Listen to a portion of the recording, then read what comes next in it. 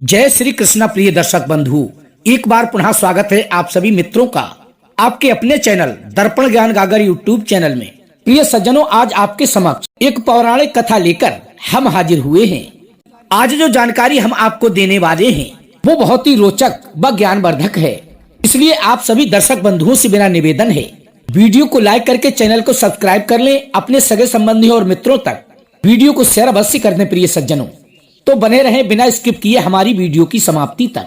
पौराणिक कथाओं के अनुसार पुलस्त ऋषि ब्रह्मा के 10 मानस पुत्रों में से एक माने जाते हैं।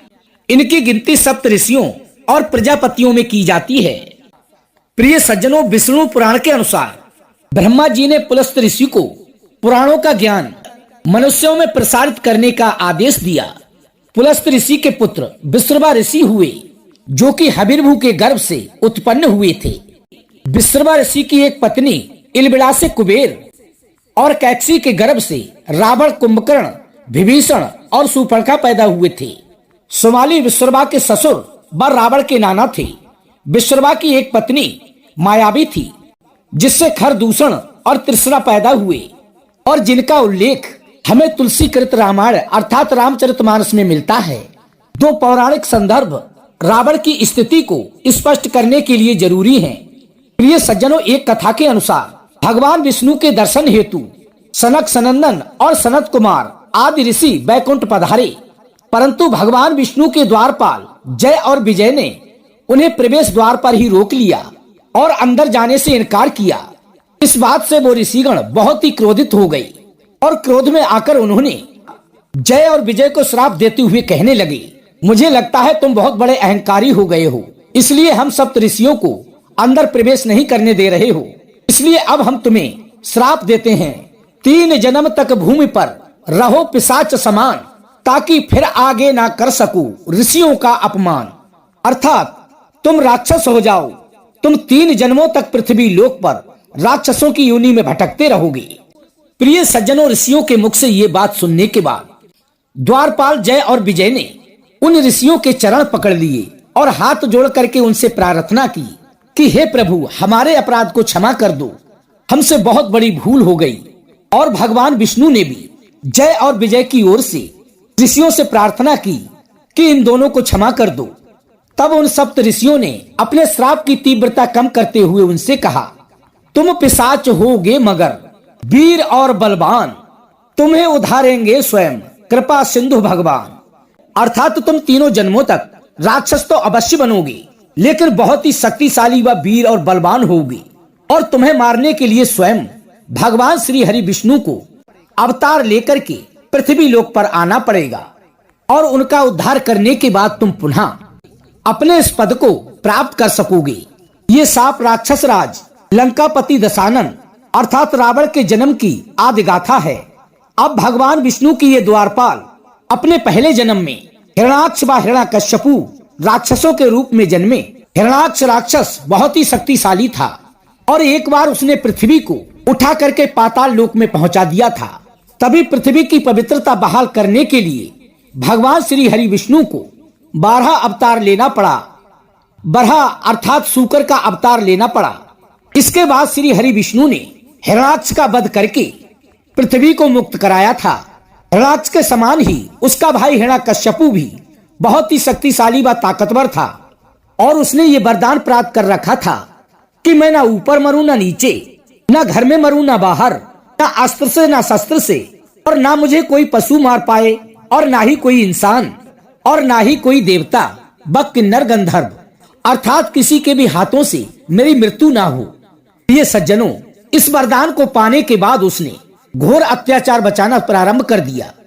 भगवान श्री हरि विष्णु द्वारा अपने भाई हिरणाक्ष का वध करने की वजह से हिरण्यकश्यपु विष्णु विरोधी था, अर्थात उनका कट्टर शत्रु बन चुका था, और अपने विष्णु भक्त पुत्र प्रहलाद को मरवाने के लिए भी उसने कोई कमी कसर नहीं छोड़ी थी।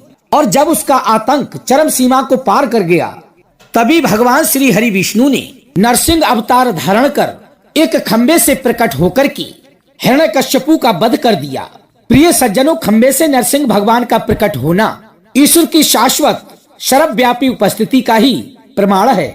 इसके बाद प्रिय सज्जनों, ये दोनों भाई त्रेता युग आने पर रावण और कुंभकर्ण के रूप में पैदा हुए और तीसरे जन्म में द्वापर युग में जब भगवान विष्णु ने श्री कृष्ण के रूप में जन्म लिया, तब ये दोनों भाई शिशुपाल व दंतवक्र नाम के अत्याचारी के रूप में पैदा हुए थे और इन दोनों का वध भगवान श्री कृष्ण के हाथों से हुआ था। और त्रेता युग में रावण के अत्याचारों से सर्वत्र त्राही त्राही मची हुई थी। रावण का अत्यंत विकराल स्वरूप था और वह स्वभाव से भी क्रूर था। उसने बहुत सारी सिद्धियों की प्राप्ति कर ली थी और उन सिद्धियों को पाने के लिए उसने अनेक वर्षों तक तप किया था। यहाँ तक कि उसने 10 बार अपने शीश को काटकर यज्ञ कुंड की अग्नि में अर्पण कर दिया था। तभी भगवान ब्रह्मा ने प्रसन्न होकर रावण को वरदान दिया कि हे रावण, आज से तुम दशानन के नाम से जाने जाओगे और कोई भी दैत्य दानव यक्ष तुम्हें परास्त नहीं कर सकेगा। परंतु इसमें नर और बानर को शुमार नहीं किया गया था। इसलिए भगवान श्री हरि विष्णु ने भगवान श्री राम के रूप में नर अवतार लेकर रीछ और बानरों की सहायता से लंका पर आक्रमण किया और रावण तथा उसके कुल का समूल नाश कर दिया।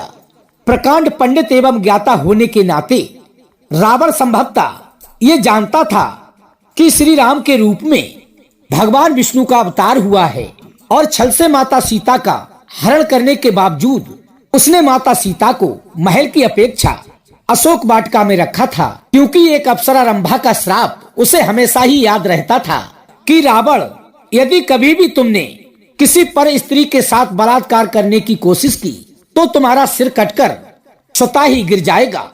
खरदूषण और त्रिशरा की मृत्यु के बाद रावण को पूर्ण रूप से इस बात का आभास हो चुका था कि वे मेरे जैसे बलशाली राक्षस थे जिन्हें भगवान के अतिरिक्त और कोई मार नहीं सकता था। प्रिय सज्जनों, रावण एक विचारक व दार्शनिक पुरुष था। वह आश्वस्त था कि यदि मर्यादा पुरुषोत्तम श्री राम भगवान हैं, तो उनके हाथों मरकर उनके लोक में जाना मुझे बहुत ही उत्तम होगा, और यदि वे एक साधारण मानव हैं तो उन्हें परास्त कर सांसारिक यश प्राप्त करना भी उचित है।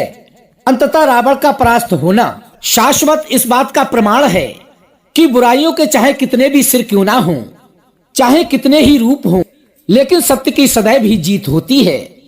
इसीलिए प्रिय सज्जनों, विजयदशमी के लिए सत्य की असत्य पर विजय के रूप में देखा जाता है।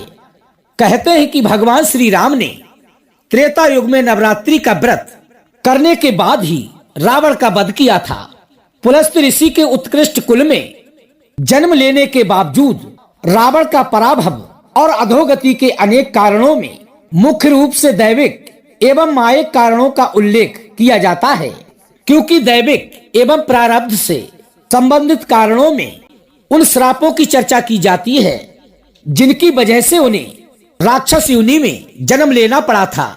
मायिक स्तर पर शक्तियों के दुरुपयोग ने उनके तपस्या से अर्जित ज्ञान को नष्ट कर दिया था और ब्राह्मण कुल में जन्म लेने के बावजूद अशुद्ध राक्षसी आचरण ने उन्हें पूरी तरह से सराबोर कर दिया था और हनुमान जी को अपने समक्ष पाकर भी रावण उन्हें पहचान नहीं सका था कि ये उसके आराध्य देव शिव के अवतार हैं।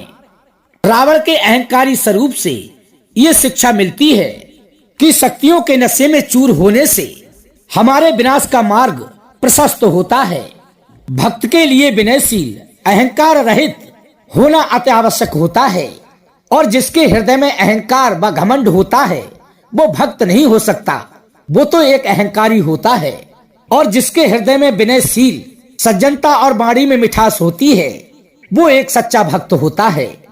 प्रिय सज्जनों, मेरी बात हमेशा याद रखना, चाहे आपके पास कितना भी धन आ जाए, कितने भी आप शक्ति अर्जित क्यों ना कर लें, लेकिन अपने जीवन में कभी भी अहंकार मत करना, सदैव ही विनयशील बनकर ही रहना।